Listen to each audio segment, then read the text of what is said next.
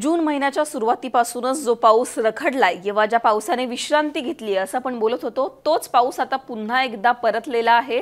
अनेक भागांमध्ये पावसाने पुन्हा एकदा अतिमुसळधार हजेरी लावायला सुरुवात केलेली आहे। आता पुढचे 4 ते 5 दिवस महाराष्ट्रामध्ये कशा प्रकारचं वातावरण असणार आहे? रेड अलर्ट काही जिल्ह्यांना जारी केलेले आहेत। हे जिल्हे नेमके कोणते आहेत? पुढचे 4 ते 5 दिवस महाराष्ट्रामध्ये कशा प्रकारचं हवामान असणार आहे हे सगळं आजच्या वेदर रिपोर्टमध्ये जाणून घेणार आहोत। नमस्कार, मी पूजा, तुम्ही पाहताय मुंबई तक। सगळ्यात पहिल्यांदा आपण पाहणार आहोत सॅटेलाइट इमेज। आता इकडे जर तुम्ही बघितलं तर मी सुरुवातीपासूनच सांगत होती की एक कमी दाबाचं क्षेत्र सक्रिय होणार आहे आणि जे कमी दाबाचं क्षेत्र पावसाला पुढे सरकण्यास मदत करणार आहे। आता जर आपण बघितलं तर दक्षिण कोकण किनारपट्टीवर एक कमी दाबाचं क्षेत्र आपल्याला पाहायला मिळतंय। हा महाराष्ट्राचा भाग आहे। हा राऊंड याच्यासाठी केलेला आहे कारण या कमी दाबाच्या क्षेत्राचा परिणाम म्हणून महाराष्ट्रातील अनेक भागांमध्ये, मध्य महाराष्ट्र खास करून कोकणाच्या किनारपट्टीचे जे काही जिल्हे आहेत, रत्नागिरी, सिंधुदुर्ग, रायगड, या सगळ्या भागांमध्ये अतिमुसळधार पावसाचा इशारा देण्यात आलेला आहे।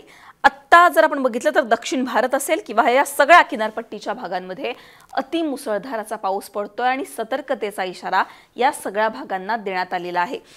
आता आपण मॅप वाईज पाहणार आहोत कुठल्या जिल्ह्यांना कशा प्रकारे इशारा देण्यात आलेला आहे। 14 तारखेचा अंदाज जर बघितला तर रायगडला रेड अलर्ट आहे, त्याचबरोबर रत्नागिरीला सुद्धा रेड अलर्ट आहे। म्हणजेच काय तर धोक्याचा इशारा या भागांमध्ये आहे। अतिमुसळधार असा पाऊस पडणार आहे आणि या पावसामुळे धोका सुद्धा निर्माण होऊ शकतो, याचाच अर्थ म्हणजे इथे रेड अलर्ट आहे। सिंधुदुर्ग असेल, पुणे आणि ठाणे, त्याचबरोबर कोल्हापूरच्या सुद्धा अर्ध्या भागांमध्ये ऑरेंज अलर्ट आहे। म्हणजेच काय तर अतिमुसळधाराचा पाऊस या भागांमध्ये पडणार आहे। बाकी इकडे जर तुम्ही बघितलं तर विदर्भाचा हा सगळा भाग, त्याचबरोबर वरचा उत्तर महाराष्ट्राचा भाग, मराठवाड्याच्या सुद्धा भागामध्ये आणि मध्य महाराष्ट्रामध्ये येलो अलर्ट देण्यात आलेला आहे। जोरदार असा पाऊस या भागांमध्ये पडणार आहे। 14 तारखेप्रमाणे तुमच्या भागामध्ये पाऊस पडला का हे आम्हाला कमेंट सेक्शनमध्ये कळवा। 15 तारखेचा जर आपण अंदाज बघितला तर रत्नागिरीला 15 तारखेला रेड अलर्ट आहे आणि सिंधुदुर्ग असेल, रायगड, पुणे, ठाणे, पालघर या भागांना ऑरेंज अलर्ट आहे। म्हणजेच काय तर जोरदार असा पाऊस या भागांमध्ये पडणार आहे। आता विदर्भ असेल, मराठवाड्याचा सुद्धा भाग असेल, त्याचबरोबर उत्तर महाराष्ट्राच्या सुद्धा अर्ध्या भागांमध्ये येलो अलर्ट पाहायला मिळतोय। या भागांमध्ये सुद्धा जोरदार अशी पावसाची हजेरी आपल्याला पाहायला मिळणार आहे। 16 आणि 17 तारखेला काय अंदाज असणार आहे ते सुद्धा मॅप वाईज पाहणार आहोत। इकडे जर तुम्ही बघितलं तर आता सिंधुदुर्गला रेड अलर्ट आपल्याला पाहायला मिळतोय। म्हणजे सिंधुदुर्गमध्ये जोरदार मुसळधार असा पाऊस पडणार आहे। धोक्याचा इशारा सिंधुदुर्गसाठी आहे। रायगड आणि रत्नागिरी, त्याचबरोबर साताऱ्यामध्ये सुद्धा ऑरेंज अलर्ट आहे। म्हणजेच या भागामध्ये सुद्धा मुसळधार पाऊस पडणार आहे। बाकी काही ठिकाणी ग्रीन अलर्ट पाहायला मिळतोय। विदर्भामध्ये येलो अलर्ट कायम असल्याचं चित्र आपल्याला पाहायला मिळतंय। 17 तारखेनंतर हळूहळू पाऊस जो आहे म्हणजेच कोकणाच्या किनारपट्टीवर जे कमी दाबाचं क्षेत्र होतं ते कमी कमी त्याची तीव्रता व्हायला सुरुवात होणार आहे। ते तुम्हाला पुढे मी GFS मॉडेलच्या आधारे सांगणारच आहे, पण सध्या आपण मॅप वाईज कुठे काय अलर्ट आहे हे पटकन समजून घेऊ। 17 तारखेला जर आपण बघितलं तर रायगड आणि सिंधुदुर्गला ऑरेंज अलर्ट दिसतोय आपल्याला आणि बाकी सगळ्या ठिकाणी विदर्भाच्या भागांमध्ये आपल्याला येलो अलर्ट पाहायला मिळतोय। जोरदार असा पाऊस पडणार आहे। बाकी पुणे आणि रायगडमध्ये सुद्धा येलो अलर्ट आहे। बाकी सगळ्या ठिकाणी मराठवाडा, उत्तर महाराष्ट्रामध्ये इतका पाऊस नसणार आहे, ढगाळ वातावरण असेल। आता GFS मॉडेल आपण पाहणार आहोत। यामध्ये आपल्याला काय करणार आहे, आता इथे ओव्हरऑल भारताची सिच्युएशन आपल्याला पाहायला मिळते आणि आपल्याला काय समजतं की एकूणच कसं चित्र आहे, वारे कशा प्रकारे वाहतात, हवामान कसं असणार आहे पुढच्या 4 ते 5 दिवसांसाठी आपल्याला समजतं। 15 तारखेचा अंदाज जर बघितला तर बंगालच्या उपसागरामध्ये आणि अरबी समुद्रामध्ये जोरदार अशा हालचाली होत आहेत, चक्राकार वारे पाहायला मिळतात। अरबी समुद्रामध्ये तर कमी दाबाचं क्षेत्र तयार झालेलं आहे, ज्याच्यामुळेच महाराष्ट्रातील अनेक भागांमध्ये पाऊस पडतोय।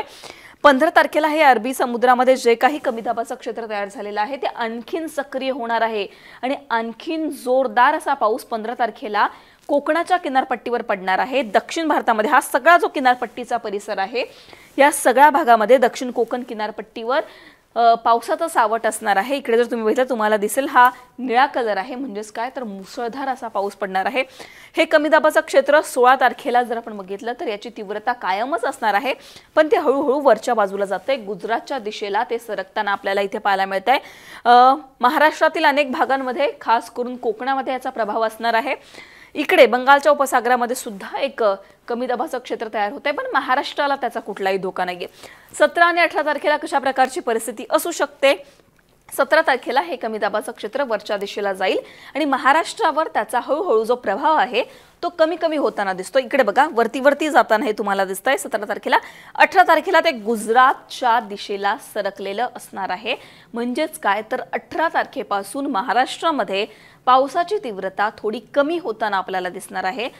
कोकणामध्ये खास करून जो काही अतिमुसळधार पाऊस पडत आहे तो 18 तारखेनंतर थोडाफार कमी होऊ शकतो असा अंदाज या सगळ्या JFS मॉडेलवरून आपल्याला दिसतोय की तो देण्यात आलेला आहे। आता एकूणच 3 ते 4 दिवसांचा पुढचा हा अंदाज होता आणि आपल्याला काय समजलं तर 18 तारखेनंतर महाराष्ट्रामध्ये हे कमी दाबाचं क्षेत्र जे आहे त्याची तीव्रता कमी होणार आहे, ते गुजरातच्या बाजूला जाणार आहे आणि जे काही कोकणाच्या किनारपट्टीवर किंवा महाराष्ट्रावर जे काही पावसाचा सावट आहे, अतिमुसळधाराचा पाऊस काही भागांमध्ये पडतोय तो कमी होऊ शकतो। पण अर्थात 18 तारखेनंतर तो गायबच होणार आहे का तर नाही। 18 तारखेनंतर अनेक भागांमध्ये आता कशा प्रकारे अरबी समुद्र असेल किंवा बंगालच्या उपसागरामध्ये हालचाली पुन्हा एकदा नव्याने तयार होतात त्यावरून आपल्याला हा पुढच्या काही दिवसांचा अंदाज देता येणार आहे।